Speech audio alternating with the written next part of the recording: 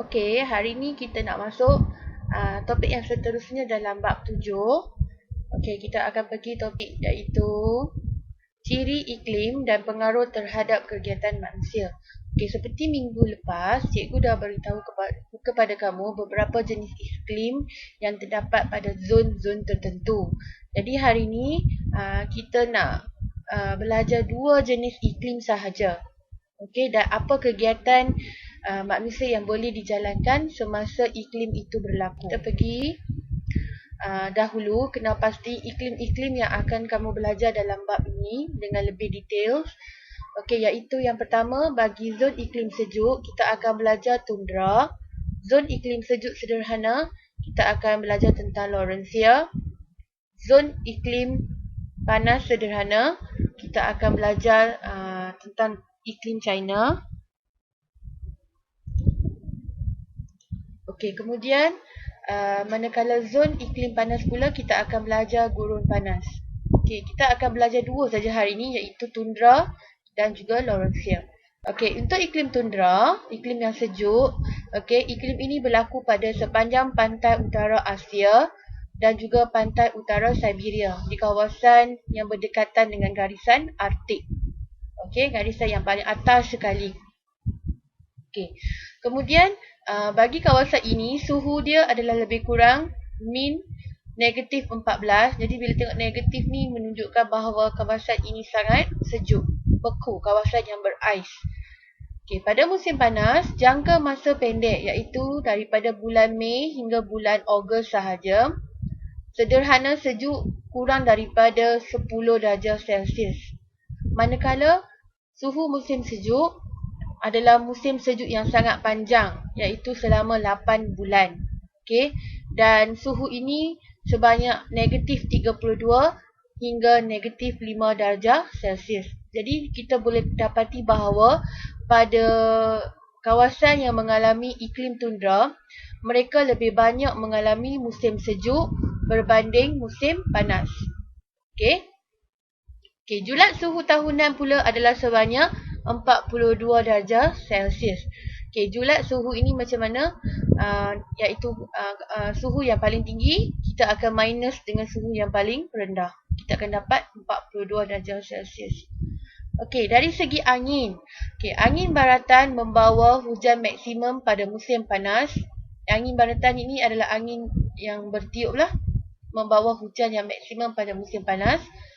Okey, manakala ribut salji sering berlaku pada kawasan ini dengan kelajuan 200 km sejam. Maksudnya ribut salji yang sangat kuat. Okey, dan bahaya. Okey, hujan. Okey, kepasan tahunan hujan adalah sedikit lebih kurang 250 hingga 300 mm setahun. Okey, kenapa sedikit? Kerana kawasan yang mengalami iklim tundra, mereka lebih banyak mengalami musim sejuk. Jadi kepasan dia lebih banyak turun dalam bentuk salji. Okey. Okey, pengaruh iklim tundra terhadap kegiatan manusia. Okey, apa yang kita boleh buat? Apa yang penduduk di kawasan iklim tundra dapat lakukan untuk kegiatan mereka? Mereka menjalankan kegiatan perikanan. Okey, terutamanya di kawasan Siberia Utara.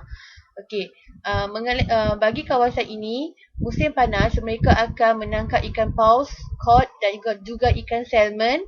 Okey, manakala ikan paus ini mereka menangkap menggunakan teknik ataupun alatan yang disebut sebagai harpun. Okey, macam mana bentuk harpun ini kamu boleh lihat dalam buku teks. Okey ya.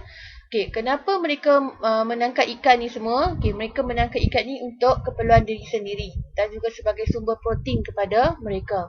Jadi untuk makanan mereka sendiri. Okey. Selain perikanan, mereka juga menjalankan kegiatan pemburuan. Okey, pemburuan ini, pekerjaan Eskimo ini berubah mengikut musim. Pada musim sejuk mereka akan memburu binatang seperti walrus, serigala, rusa kutub. Okey, pada musim sejuk. Musim panas tadi cikgu dah beritahu, mereka akan menangkap ikan untuk makanan mereka. Okey, apa yang mereka gunakan? Binatang-binatang yang mereka tangkap ini, apa yang keperluan mereka dapat lakukan? Okey, yang pertama, mereka dapat gunakan daging untuk sebagai sumber makanan mereka, untuk memberi haba kepada diri mereka.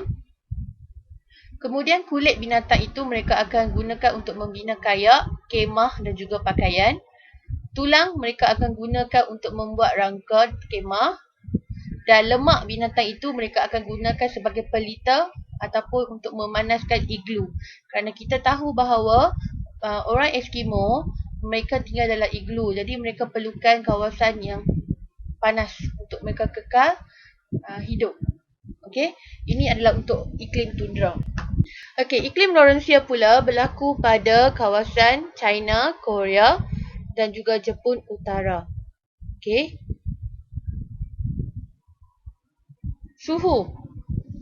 Min suhu tahunan adalah sebanyak 9 hingga 17 darjah Celsius. Musim panas adalah sederhana panas sahaja dan singkat. Manakala suhu musim sejuk adalah sangat sejuk dan kering. Okey. Julat suhu tahunan adalah lebih kurang 20 hingga 30 darjah Celsius. Okey, dari segi tiupan angin, arus sejuk merendahkan suhu di pantai Jepun, China, Korea Utara dan juga Siberia. Musim dingin adalah kering kerana angin monsun barat laut bertiup dari darat. Okey, dari segi jumlah hujan adalah sebanyak 500 sehingga 1000 mm setahun. Okey, bagi kawasan ini mereka mengalami hujan turun panjang tahun dan lebih banyak turun pada musim panas. Okey, pada musim sejuk mereka akan mengalami salji lah. Okey, dan hujan yang paling banyak ini dibawa oleh angin monsun tenggara pada musim panas. Okey, ini adalah ciri-ciri iklim bagi manusia. Okey, kita lihat apakah pengaruh iklim Laurencia terhadap kegiatan manusia.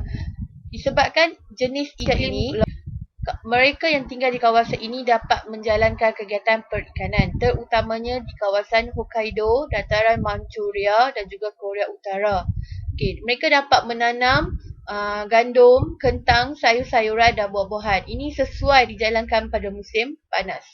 Dan juga disebabkan jumlah hujan yang cukup, mereka dapat membuat kegiatan pertanian. Dan penanaman yang mereka buat ini, mereka gunakan untuk keperluan penduduk setempat. Maksudnya untuk keperluan makanan mereka sendiri. Okey, pertanian, mereka juga dapat menjalankan kegiatan perikanan. Okey, terutamanya yang berhampiran dengan pantai Jepun, kerana di situ ada pelabuhan perikanan utama di Jepun iaitu Hakodate, Wakanai dan juga Kushiro. Okey, kenapa kawasan ini banyak kegiatan perikanan berlaku? Kerana kawasan ini mempunyai persimpangan arus sejuk dan panas yang dia akan menggalakkan lebih banyak pertumbuhan plankton. Okey, jadi bila banyak plankton ini, hasil laut Jepun adalah lebih banyak. Maksudnya mereka kaya dengan hasil laut dan mereka dapat jalankan kegiatan ini pada musim bunga dan juga musim panas. Mereka akan jalankan perikanan. Jadi oleh kerana hasil laut mereka yang sangat banyak, mereka dapat memasarkan hasil laut mereka untuk pasaran tempatan dan juga luar negara. Maksudnya mereka boleh ekspor ke negara lain kerana hasil laut yang sangat banyak dan juga fresh. Jadi itu saja untuk hari ini. Kita akan sambung lagi kelas kita pada lesson yang lain. Terima kasih.